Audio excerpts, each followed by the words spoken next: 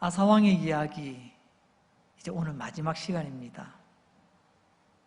오늘 말씀의 제목은 끝까지 달려라 이란 말씀의 제목으로 하나님의 말씀을 전하려고 합니다.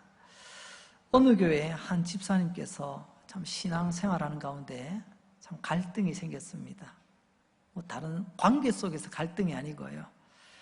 내가 교회 출석하고 예수 믿고 신앙생활한 지가 수십 년이 됐는데 내가 늘 모습이 변하는 것이 없이 이렇게 계속 신앙생활 해서 되겠나? 자기가 자책이 드는 거예요.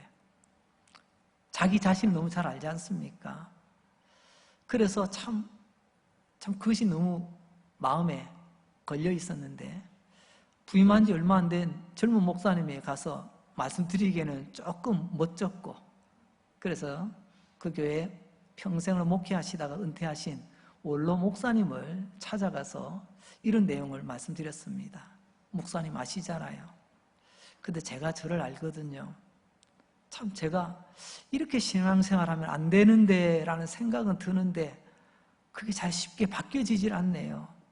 어떻게 하면 신앙생활 바로 할 수 있습니까? 목사님, 한 조언 좀 해주십시오 라고 말씀드렸습니다. 평생을 목회 오시다가 은퇴하신 이 노 목사님께서 잠시 생각을 하시더니 이렇게 말씀하십니다.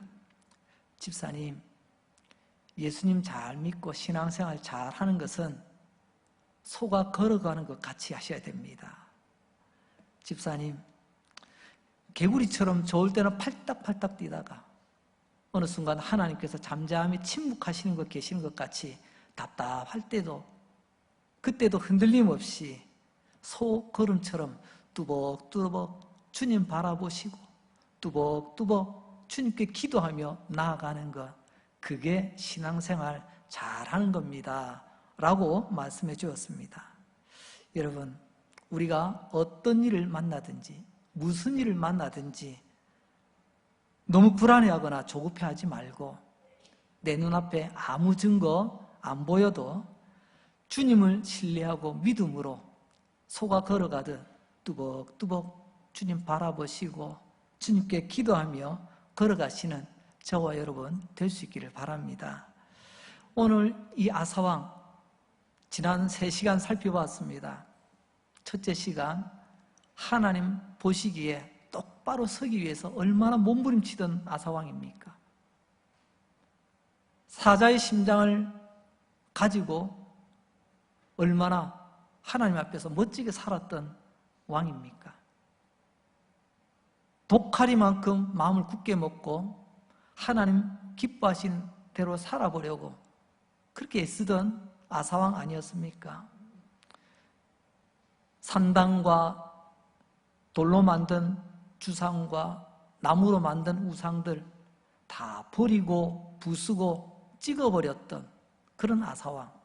심지어는 어머니, 태후가 되는 어머니가 아세라 목상을 따로 만들어 놓았을 때에도 백성들에게 보이기 위하여 어머니를 폐위시키고 어머니가 만든 그 아세라 목상을 찍고 끝난 게 아니라 그 찍은 것을 빻아서 가루로 내어 불살라버렸던 정말 독하게 하나님을 믿고 섬겼던 왕이었습니다.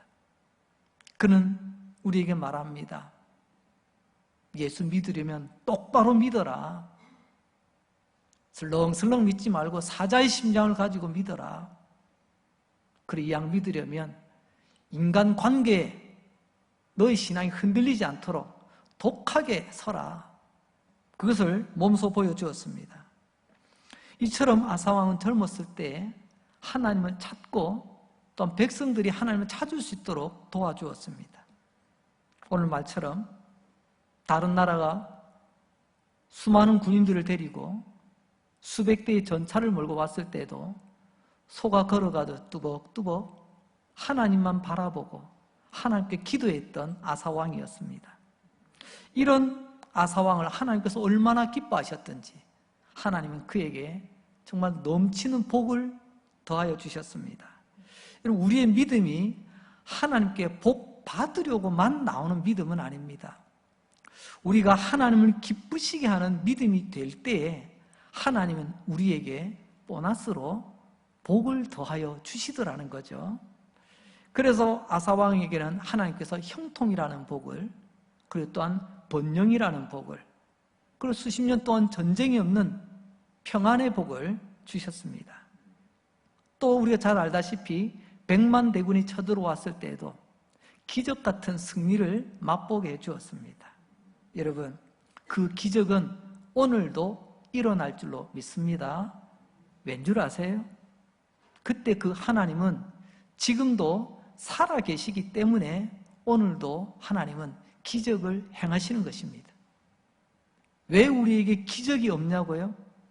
살아계신 하나님을 믿는 것이 아니라 그저 그때 그 시절 하나님으로만 믿기 때문에 오늘도 살아계신 하나님의 능력의 현장을 우리가 경험하지 못하는 것입니다. 우리가 이처럼 속얼음 뚜벅뚜벅 주님 바라보며 주님 기뻐하지 않는 것들 내 삶에서 깨끗하게 정리하며 걸어가는 것, 바로 믿음의 황소였던 아사왕, 그에게 하나님은 복을 주셨습니다. 이게 지난 시간까지 이야기입니다. 자, 이제 오늘 이야기입니다. 그런데 이런 아사왕의 소같은 믿음의 발걸음이 흔들리기 시작합니다. 죄송하지만 여러분, 우리는 잘 가다가 끝에 가서 무너지면 안 됩니다. 끝까지 잘 가야만 합니다. 처음에 잘 가다가 중간에 주저앉는다면 무슨 소용이 있겠습니까? 굳이 우리가 그렇게 안 하면 차라리 처음보다는 나중이 좋은 게 더 좋습니다. 처음에 잘하다가 끝에서 무너지면 그에게는 늘 후회만 따르기 때문에 그렇습니다. 아사왕의 소고름 같은 믿음이 흔들흔들 거리고 있습니다. 오늘 1절에 보니까 아사왕이 즉위한 지, 왕이 된 지 36년째 되는 해에, 그러니까 그동안에 하나님께서 평안으로 지켜주셨던 거죠. 그런데 북쪽 이스라엘 왕 바하사가 공격해 옵니다. 오랜 평안 가운데 찾아온 갑작스러운 위기 상황입니다. 우리도 그렇지 않습니까? 하나님의 은혜 가운데 참 무탈하게 오랜 평안 가운데 지내왔지만 어느 날 갑자기 예기치 않았던 위기의 순간이 우리에게 찾아올 때가 있습니다. 아사왕이 바로 그런 위기를 지금 맞닥뜨린 것입니다. 자, 그렇다면 아사왕은 이 위기 상황을 어떻게 대처했을까요? 오늘 본문 역대하 16장 2절 말씀입니다. 아사가 여호와의 전 곳간과 왕궁 곳간에 은금을 내어다가 다메섹에 사는 아람 왕 벤하닷에게 보내며, 이 이야기는 두 가지로 나눌 수가 있는데요. 첫째는 믿음의 왕 아사가 저 이방 땅에, 이방 나라 아람의 왕 벤하닷에게 도움을 요청했다는 말입니다. 전에는요, 100만 대군 앞에서도 하나님을 먼저 찾았던 이 아사왕이 그때 100만 대군에 비하면 참 볼 것 없는 그런 어려움 앞에서 하나님을 찾기보다 저 이방 나라 왕, 우리로 말하면 세상 사람을 찾아가서 나 좀 살려달라고, 나 좀 도와달라고 그렇게 지금 하고 있습니다. 소걸음같이 걸어가던 아사왕의 믿음이 흔들거리는 증거죠. 두 번째로는요, 오늘 이 말씀 2절에 보니까 아사가 여호와의 전 곳간과 왕궁 곳간에 은금을 내어다가 이 벤하닷 왕에게 갖다 주었다, 곡물로 바쳤다, 뇌물로 주었다, 뭐 그런 뜻이 되겠지요. 여러분 보세요. 왕궁 곳간의 것은 왕, 즉 아사 왕의 것입니다. 내 것 끄집어내서 뭐 이렇게 쓰든 저렇게 쓰든 누가 뭐라 하겠어요. 근데 문제는요, 여호와의 전 곳간에 있는 것도 손대기 시작했다는 것입니다. 지금 내 형편이 지금 급하다고, 다급하다고 여호와의 전 곳간에 있던 것도 끄집어내서 이 아람 왕에게 갖다 바쳤다는 것입니다. 나 좀 살려달라고 말입니다. 여러분, 하나님을 안 찾았다는 것도 속상한데 거기다 하나님의 전에 있던 것도 끄집어내서 자기가 원하는 데 쓴다. 여러분 잘 생각해 보셔야 됩니다. 옛날에는 그 김 집사님 그렇지 않았는데 어느 날부터 흔들거리기 시작합니다. 옛날에는 그 이 집사님, 박 집사님 그러지 않았는데 어느 순간부터 흔들거리기 시작합니다. 이렇게 끝에서 무너지는 성도들, 그런 집사님, 권사님, 장로님 참 많이 겪었습니다. 역대하 15장 18절 말씀입니다. 이전에 바로 오늘 16장인데요. 그 앞에는 15장. 이전에 아사왕은 어떠했느냐? 그가 또 그의 아버지가 구별한 물건과 자기가 구별한 물건 곧 은과 금과 그릇들을 하나님의 전에 드렸더니, 하나님의 전에 드렸다는 것은 이제부터 이것은 내 것이 아닙니다. 하나님의 것입니다. 그런 표현이에요. 그러면요, 하나님의 전에 있는 것은 함부로 나를 위해서 함부로 사용해서는 안 됩니다. 그런데 그 옛날 아사왕, 소거름 같은 믿음으로 뚜벅뚜벅 걸었을 때 이 귀했던 모습이 언젠가부터 흔들리기 시작한 것입니다. 여호와의 전 곳간에 있는 것, 그거 내가 넣어놓은 것이니까 내가 원할 때 내가 써도 되지 뭐. 여러분, 이것이 오늘날 자칫 잘못 적용되어지면 이렇게 될 수가 있습니다. 내가 헌금했으니까 나를 위해서 써달라는 것입니다. 여러분, 그런 거 있습니까? 없습니까? 우리가 헌금한 것이니까 우리를 위해서 써야 된다, 그런 생각이 자리 잡을 수가 있습니다. 여러분, 하나님께 드려지는 순간부터 이제는 내 것도 아니고요, 우리 것도 아니에요. 하나님의 것입니다. 근데 우리는 가끔 이것을 잊어버릴 때가 많이 있습니다. 그래서 어떤 경우는 그렇더라고요. 나 마음에 안 들어요. 지금까지 내가 냈던 거 다 돌려주세요. 너무 황당하게 그지없는 그런 경우도 있는 것을 보게 됩니다. 여러분, 우리의 믿음이 이렇습니다. 아사왕처럼 말입니다. 하나님께 드릴 때 하나님이 것입니다 하라고 드린 것이 아니라 마치 은행에다가 적금 부어 놓듯이, 하나님 잠시 맡겨놨습니다. 아이고, 내 저 형편이 좀 어렵습니다. 하나님 그 도로 돌려주세요. 이게 바로 우리의 흔들리는 아사왕과도 같은 모습의 한 부분이 될 것입니다. 오늘 그 결과는 어떻게 됐죠? 우리 이야기를 보니까요, 결과는 이스라엘 왕 바아사가 침략해 들어왔다가 퇴각했다고 합니다. 뒤집어서 말하면 당장 지금 아사왕 눈앞에 펴지던 그 위기 상황이 지금 해결이 됐다는 말씀입니다. 여러분, 잘 됐죠? 위기 상황 넘어갔으니까. 정말 그럴까요? 여러분, 결과만 좋으면 모든 게 다 좋은 건가요? 뭐 공 잡는 게 매라고요? 뭐 검은 고양이든 하얀 고양이든 쥐만 잘 잡으면 된다고요? 오늘날 우리 이 땅의 그리스도인들, 이 땅의 교회들이 가장 흔들리는 부분이 바로 이런 부분입니다. 예를 들어 보겠습니다. 목사인 제가 개망나니 짓을 막 한다 할지라도 제가 목회하는 가운데 교회가 1000명, 10,000명, 100,000명, 1,000,000명 되는 그런 교회로 크게 부흥했다고 한번 쳐봅시다. 그럼 어떻게 할까요? 아이, 그래도 뭐 교회 부흥시키셨잖아. 그럼 다 은혜로 덮어야지 뭐. 이런 목사님이 저를 예로 들었지만 여러분 가운데서도 한번 적용해 보세요. 아이고, 그래도 그동안에 뭐 한 게 있는데 한번 봐주지 뭐. 그게 은혜고 사랑 아닌가? 이런 일들이 우리 안에 비일비재합니다. 김 집사님, 지난 몇 년 동안 교회 출석을 뜸 하시다가 어느 날 몇 층짜리 빌딩 하나를 샀습니다. 그랬더니 그동안의 신앙생활 엉망이었던 것 아무도 묻지 않습니다. 아이고, 하나님께 복 받았네. 아이고, 어떻게 하면 저렇게 또 빌딩도 살 수 있지? 이 집사님도 박 집사님도 결과만 좋으면 우리는 아무것도 묻지도 따지지도 않는 그런 우리 흔들리는 믿음을 보여줄 수가 있습니다. 이건 진짜로 착각하는 것입니다. 살아계신 하나님은 절대로 그런 분이 아니십니다. 지금 눈앞에 위기가 사라졌습니다. 하나님 찾지 않고 하나님 의지 안 해도 세상 찾아가고 세상 사람 도움 받아서 문제 해결했어요.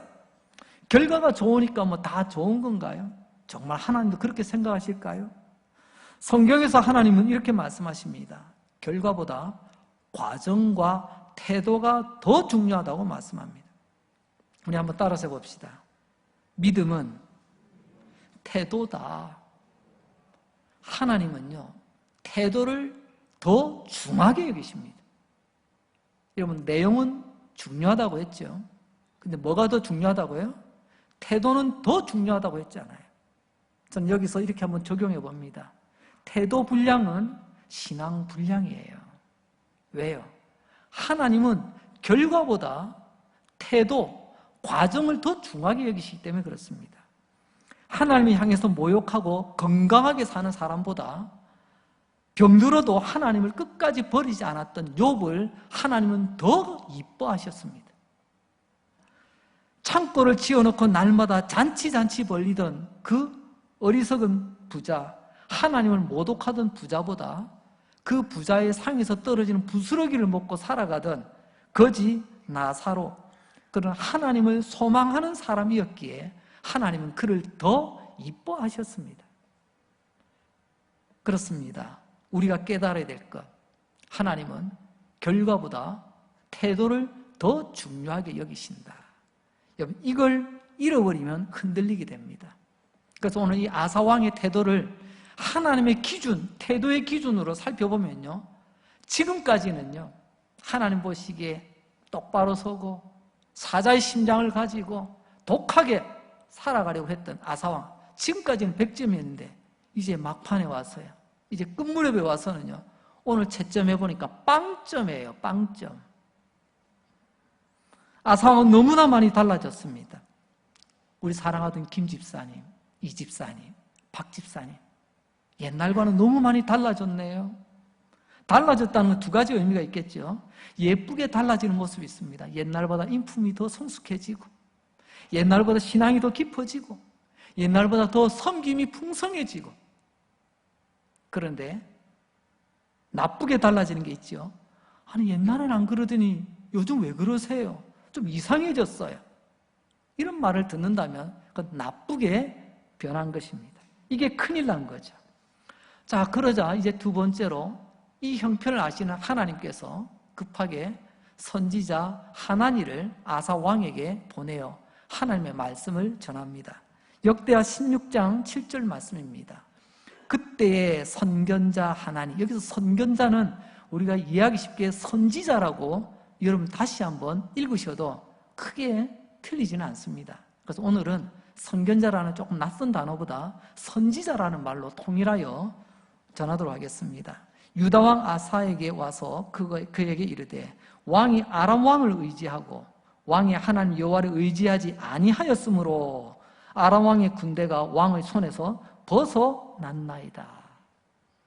선지자 하나니가 흔들리고 있던 아사왕에게 했던 말, 크게 보면 두 가지가 되겠죠. 첫째는 아사왕이요, 왜 하나님을 먼저 의지하지 않고 왜 세상을 의지합니까? 아람 왕은 세상의 힘을 말하거든요. 이전에는 어땠습니까? 그 옛날 100만 대군을 이기게 하셨던, 기적을 우리에게 보여주셨던 하나님을 의지하던 당신이 이 조그마한 일에 왜 하나님을 먼저 의지하지 않고 왜 세상 아람 왕을 의지하는 것입니다. 여러분, 그거 아시죠? 사람은 큰 돌에 걸려 넘어지는 일이 거의 없습니다. 작은 돌, 작다고 간과하다가 돌불에 걸려 넘어져서 코가 깨지고 무릎이 깨집니다. 두 번째로, 아사왕, 당신이 그랬기 때문에 그 덕분에 아람 왕의 군대가 왕의 손에서 벗어났습니다 라고 말씀하십니다. 아사왕은 몰랐습니다. 하나님의 깊고 깊은 하나님의 마음을, 하나님의 놀라운 계획을, 하나님 보시기에 싫어하는 것들을 깨끗이 정리하며 하나님에서 나름 열심히 살아버려 몸부림치는 그 아사왕, 얼마나 하나님이 이뻐하셨을까요? 그래, 저 녀석을 위해서 내가 선물을 준비해야지. 하나님께서 생각하시는 선물은 바로 이방 땅, 그 아람 땅도 아사왕에게 붙여줄 마음이 있었다는 것을 오늘 이 선지자 하나님의 말을 통해서 알 수가 있습니다. 쉽게 말하면 이런 거죠. 아람 군대, 아람 땅은요, 하나님께서 아사왕을 위해서 준비해 놓으신 먹으라고 주시는 밥이었어요. 하나님이 차려주신 대로 그래서 숟가락도 먹기만 하면 되는데, 근데 이 아사왕이 그 밥상 머리 앞에 엎드려서 나 좀 도와달라고 하는 그런 우스꽝스러운 모습이 되고 말았다는 것입니다. 아람 군대는 하나님께서 아사왕에게 선물로 주려고 했는데 웬걸요? 이제 그것은 네 손에서 벗어났다. 이제 너는 이제 그거 손 못 대. 너는 이제 꿈도 꾸지 마. 그런 말씀 아니겠습니까? 너무나도 안타까운 모습이죠. 이 아사왕의 이 안타까운 모습이 우리에게는 없을까요? 우리에게도 얼마든지 있을 수 있습니다.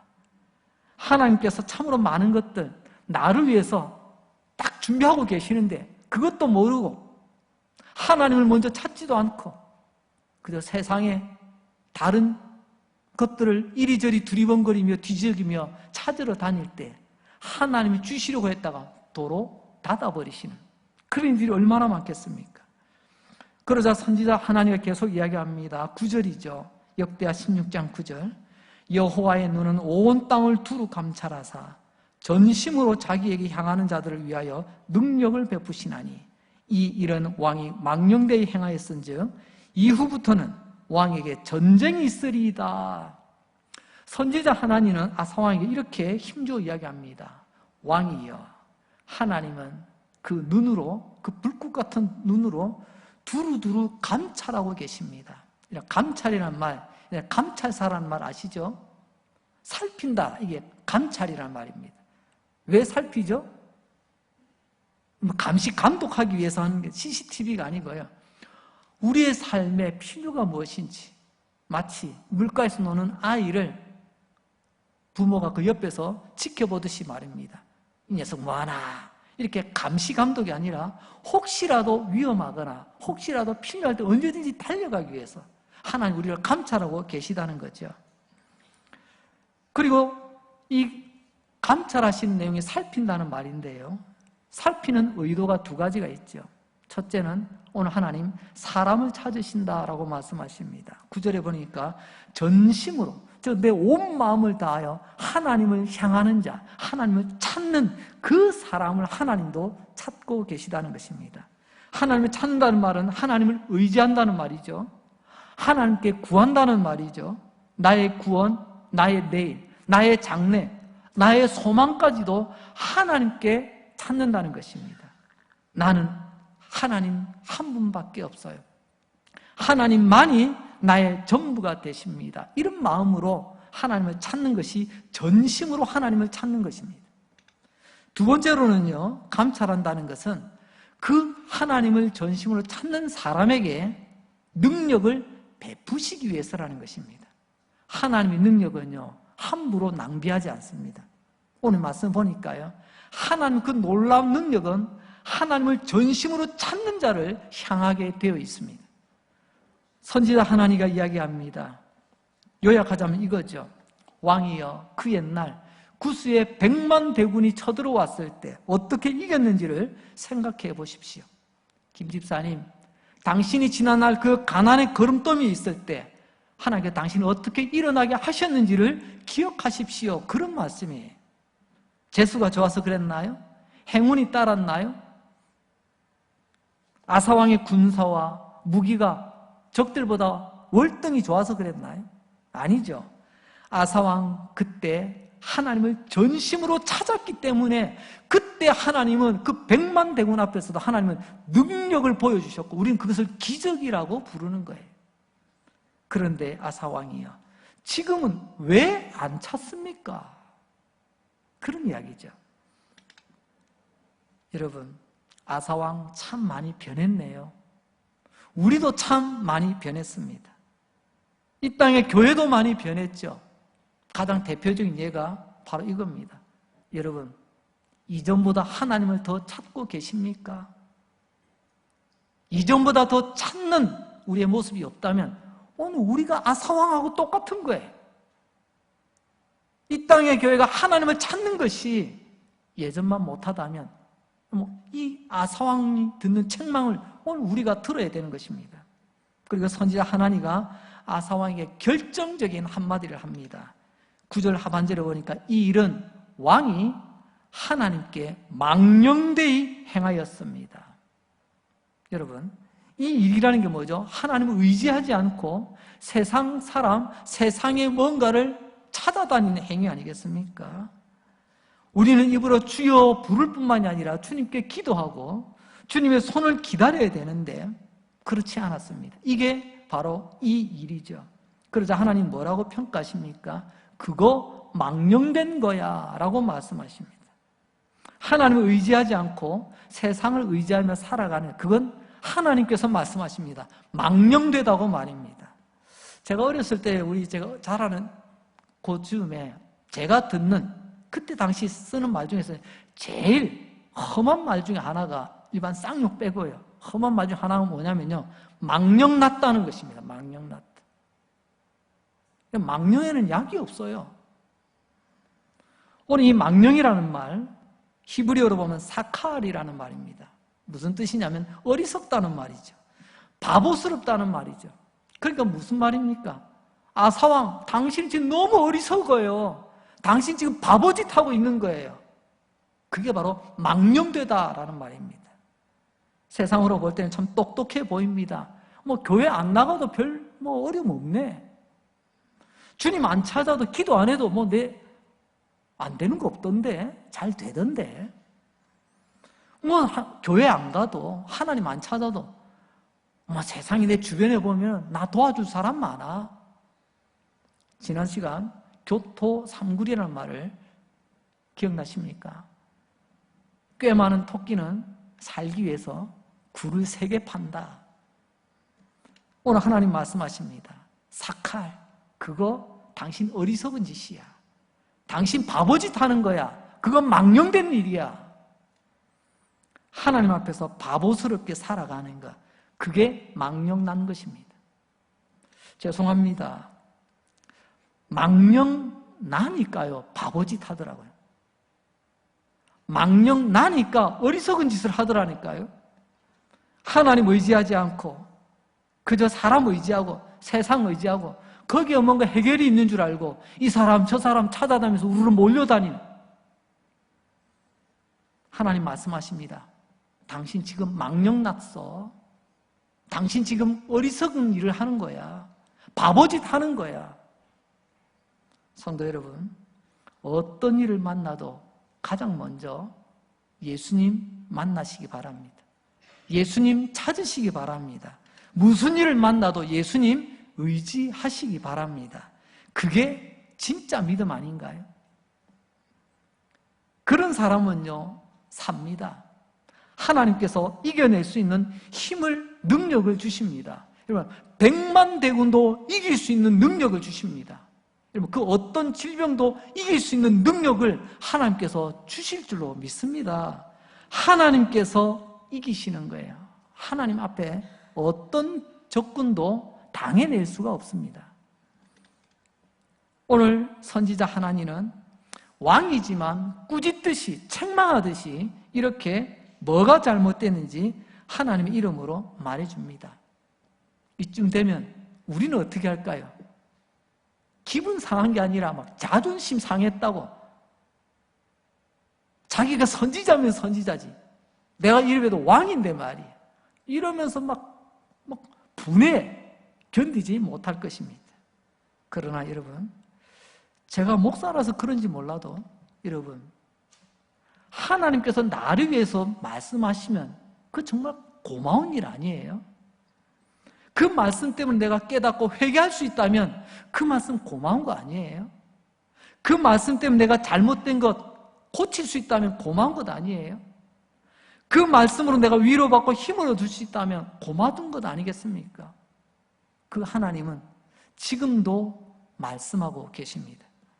이제 세 번째로, 이렇게 선지자 하나니가 하나님의 마음으로 하나님의 말씀을 전해 주었는데 아사왕은 어떻게 전해 들었을까요?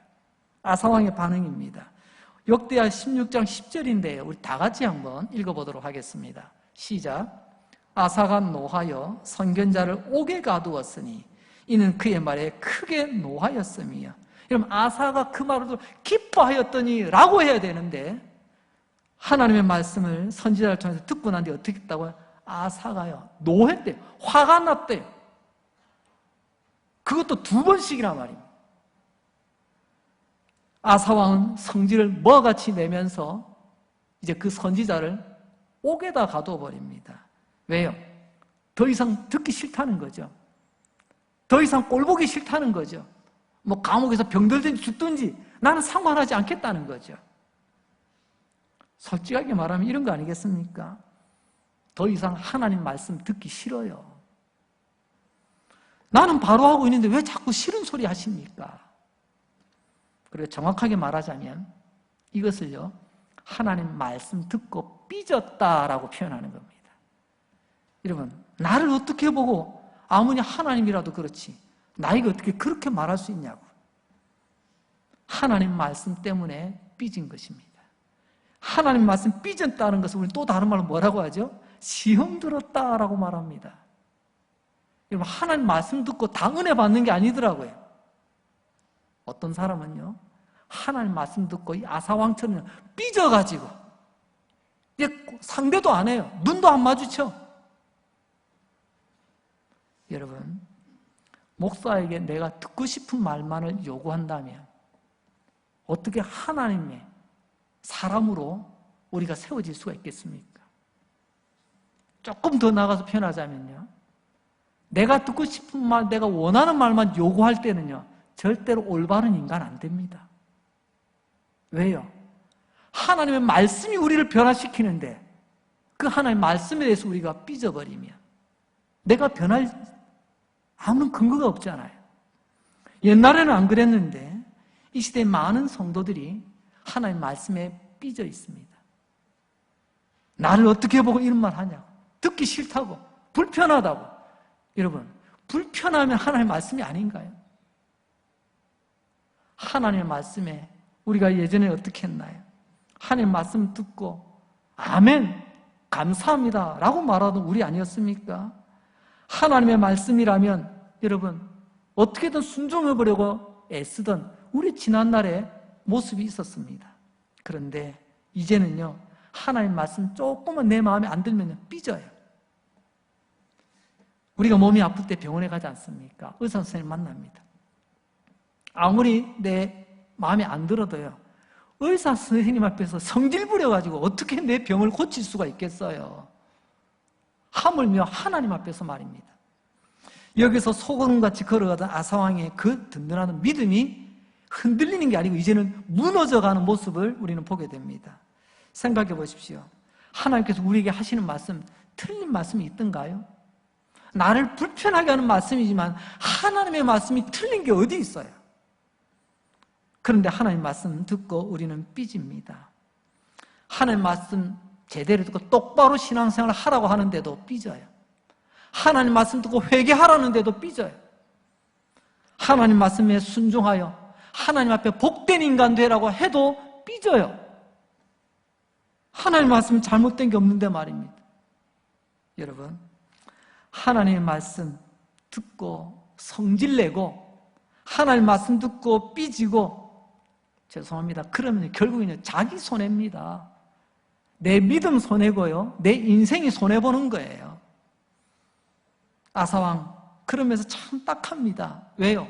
옛날에는 안 그랬거든요. 우리 김 집사님, 우리 이 집사님, 우리 박 집사님 옛날에는 안 그랬거든요. 참 정말 멋진 성도였거든요. 그런데 옛날에는 주여 말씀하옵소서, 주의 말씀으로 나를 찔러주세요, 나의 골수까지라도 더 깊이 하나님의 말씀의 검으로 찔러주세요 라고 고백하던 사람이 조그만 하나님의 말씀이 나한테 불편하다 싶으면 오늘 이 아사왕처럼 말입니다, 버럭 화를 냅니다. 성도 여러분, 다시 한번 우리가 정신 차려야 될 때입니다. 끝에서 무너지면 다 끝나는 겁니다. 지금까지 아사왕이 아무리 하나님 앞에서 똑바로 서고 사자의 심장을 가지고 독한 마음으로 달려왔다 할지라도 끝에 가서 이렇게 흔들리다 무너지면 말짱 도루묵이 되는 거죠. 끝까지 우리의 믿음을 지켜야 됩니다. 끝까지 달려가야 됩니다. 중도 포기하시면 안 돼요. 아사왕은 마지막까지 이것을 고치지 않았습니다. 참 아사왕도 고집이 보통이 아니죠. 하나님 앞에서 삐진 것 안 바꿉니다.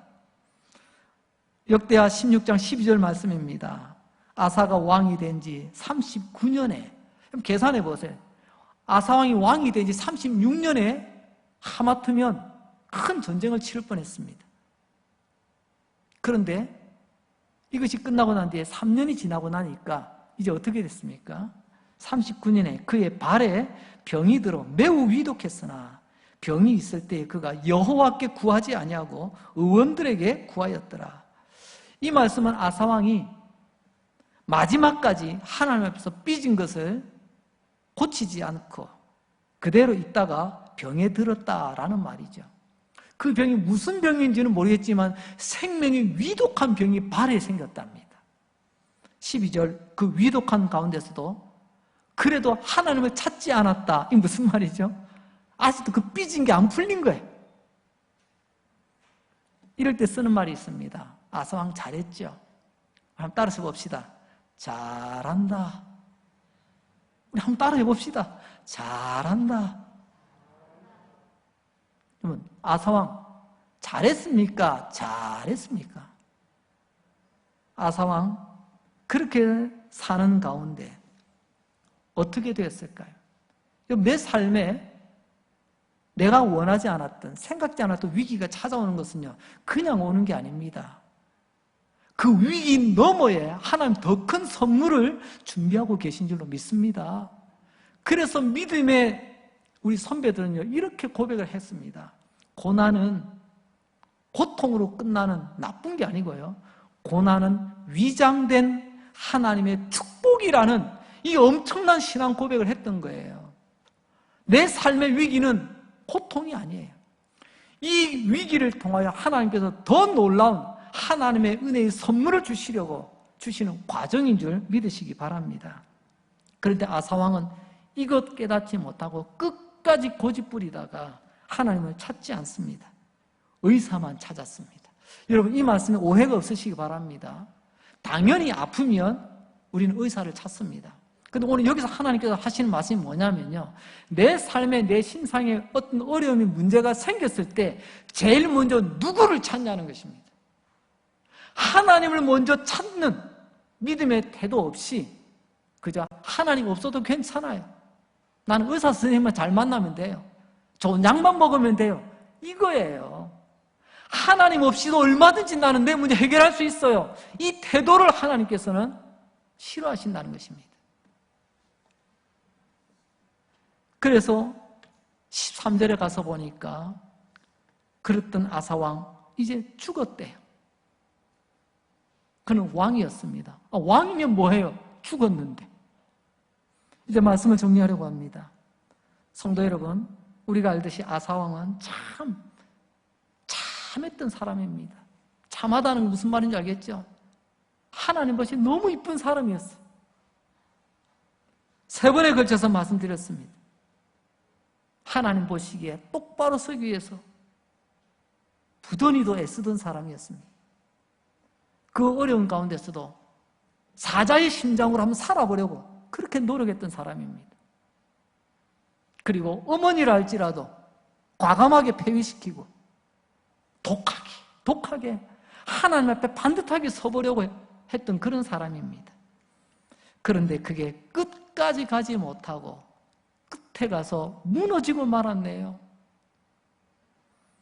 차라리 전반전보다 후반전이 낫다는 말이 있습니다. 전반전에 잘 뛰다가 후반전 잘못 뛰어서 말아먹는 그런 경기들 참 우리 많이 보지 않습니까? 끝에서 무너지는 사람 되지 말고 차라리 전반전에는 탕자처럼 살았다 할지라도 후반전에서는 하나님의 은혜를 깨닫고 일어나는 우리의 모습이 될 수 있기를 바랍니다. 참 궁금하죠? 아니, 어떻게 아사왕이 이렇게 무너질 수가 있지?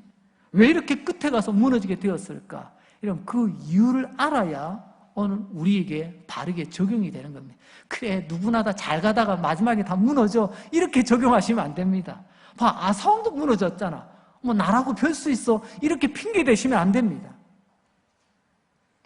그 신실했던 김 집사님, 그 이 집사님, 그 박 집사님 왜 잘 오시다가 마지막에 그렇게 무너졌을까요?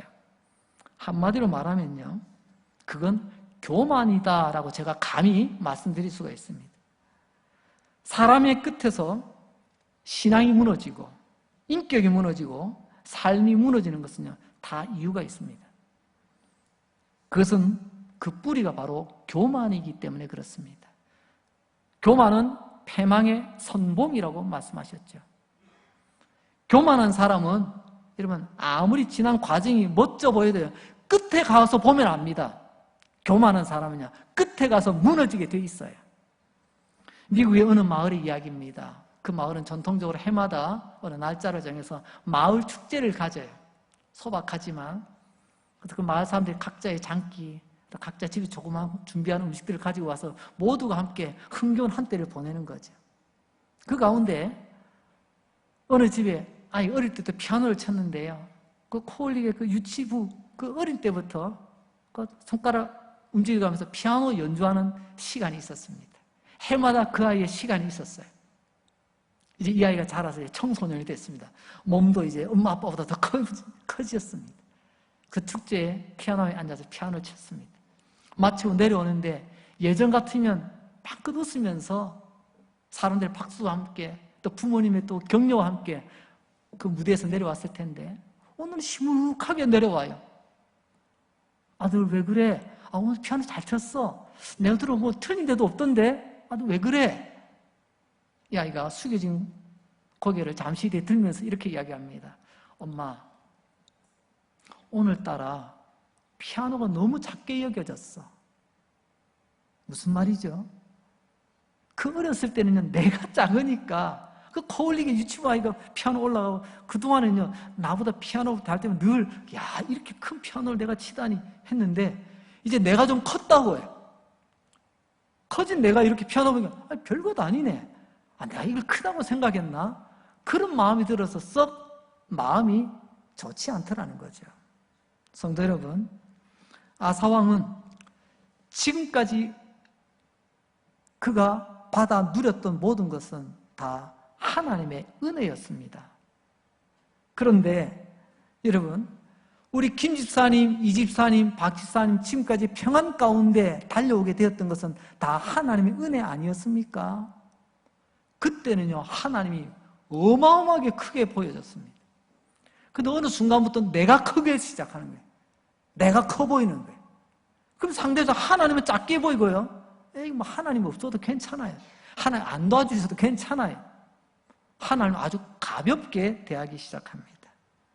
처음에는 하나님이 은혜요 축복인 줄 알고 눈물로 감사로 하나님께 영광 돌리며 나아갔는데 어느 날 보니까 나도 잘난 것 같아. 나도 좀 꽤 쓸만한 사람 같아. 그러면서 이제는 하나님보다 내가 더 커 보이기 시작하더라는 거죠. 여러분, 이걸 우리는 교만이라고 부릅니다. 아사왕이 자기가 좀 컸다고 생각할 때 이제 하나님이 작아 보이기 시작합니다. 그래서 하나님 아니더라도 내가 알아서 해결한다고, 그래서 아람왕을 찾아갔던 거죠. 그 옛날 우리 김 집사님 안 그랬잖아요. 그 옛날 우리 이 집사님, 박 집사님 안 그랬잖아요. 근데 어느 날부터 하나님이 이 피아노처럼 작게 보여지는 거예요. 여러분, 이렇게 살아서 되겠습니까? 조금 거친 말을 한번 표현하겠습니다. 양해해 주시기 바랍니다. 저와 여러분 그동안 참 많이 컸습니다. 그죠? 얼마나 컸는지 하나님이 작게 보이죠. 내가 얼마나 컸는지 하나님 몸된 교회가 작아 보이죠. 이게 우리 교만이에요. 교만. 여러분을 진심으로 축복합니다. 하나님이 언제나 크게 보이시는 은혜가 있기를 바랍니다. 어떤 일이 있어도요, 하나님이라는 피아노가 작게 보이는 것이 아니라 언제나 하나님은 항상 크게 보이시기를 바랍니다. 여러분이 하는 자리에서 회장이 되고 사장이 된다 할지라도, 때로는 진급을 했다 할지라도, 내가 뭔가를 해서 열심히 해서 1등을 먹었다 할지라도 여러분, 하나님이 항상 더 크게 보이시기 바랍니다. 내가 열심히 해서 그런 거야. 내가 능력이 있어서 그런 거야. 나 실력이 있어서 그런 거야. 그게 아니라 하나님의 은혜였습니다. 하나님이 도와주셨습니다. 하나님의 선물이었습니다. 여러분, 이게 겸손 아니겠습니까? 겸손한 사람은 끝에 가서도 무너지지 않습니다. 끝까지 달려가는 사람, 그 사람은 겸손한 사람입니다. 우리 한번 자막을 보며 함께 읽어보도록 하겠습니다. 교만한 사람은 하나님이 작게 보입니다. 교만한 사람은 끝에서 무너집니다. 그러나 겸손한 사람은 하나님이 크게 보입니다. 겸손한 사람은 끝까지 달려갑니다. 여러분, 그 끝을 보면 교만했는지 겸손했는지를 알 수가 있습니다. 끝까지 잘 달려가서는 그런 사람 누가 있습니까? 바울이 있었죠. 디모데후서 4장 7절 말씀입니다. 우리 마지막 말씀 함께 한번 읽어봅시다. 시작. 나는 선한 싸움을 싸우고 나의 달려갈 길을 마치고 믿음을 지켰으니. 바울을 보세요. 여러분, 오늘 이 말씀은 바울이 마지막 유언과도 같은 말씀이거든요. 끝에서 안 무너집니다. 달리기 시작하다 좀 가다가 멈춘 게 아니에요. 끝까지 달려갔다고 말합니다. 주님을 향한 믿음을 지키고요, 주님을 향한 사랑을 지키고요, 주님이 주신 사명을 지키고요. 그래서 끝에 가서도 안 무너집니다. 왜 그런 줄 아세요? 바울에게는 하나님이라는 이 피아노가 항상 커 보였기 때문에 그렇습니다. 단 한 번도 바울의 눈에 하나님이 작게 보인 적이 없습니다. 그래서 끝까지 무너지지 않고 마지막까지 달렸던 거죠. 성도 여러분, 우리 강릉제계 성도 여러분, 마지막까지 여러분의 아름다운 믿음, 하나님의 자녀로 끝에서 무너지지 말고 끝까지 잘 달려가시기를 주님의 이름으로 축복합니다. 기도하겠습니다. 하나님 아버지, 오늘도 말씀 들으며 나의 온갖 지난 모습 다 떠오르고 생각이 났습니다. 말씀으로 나의 진짜 모습 보여주시니 감사합니다. 말씀으로 나를 깨닫게 해주시니 감사합니다. 내가 그동안 얼마나 엉터리로 살았는지 보여주시니 감사합니다. 뚜벅뚜벅 소걸음처럼 주님만 바라보고 걸었던 지난날의 모습도 있었지만 언젠가부터 세상을 찾고 사람들을 찾고 그들을 의지하며 언젠가부터 하나님이라는 피아노가 너무 작게 보이기 시작했습니다. 회개합니다. 지금 제가 너무 잘못 살았습니다. 회개합니다. 끝에서 무너지지 않고 끝까지 잘 달려가는 우리 모든 강릉제일교회 성도들의 믿음이 되게 하여 주옵소서. 하나님 앞에서 더 참한 사람 되게 하시고 사람들의 관계도 더 참하게 이루어가게 하시고 절대로 끝에서 무너지지 않는 사람, 끝까지 잘 달려가는 사람 되도록 성령님 저를 또 말씀으로 다그쳐 주시고 성령으로 충만케 하시고 날마다 새롭게 하여 주시옵소서. 이번 한 주간도 복된 한 주간 되기 원합니다. 병든 자를 고쳐주실 줄로 믿습니다. 살아계신 하나님, 우리 가운데 눈물 흘린 자의 그 눈물 닦아주시고 묶여있는 자 풀어주시고 주여 저들을 불쌍히 여기셔서 살려주시옵소서. 우리의 소망 오직 주님뿐임을 고백합니다. 예수님 거룩하신 이름으로 기도합니다. 아멘.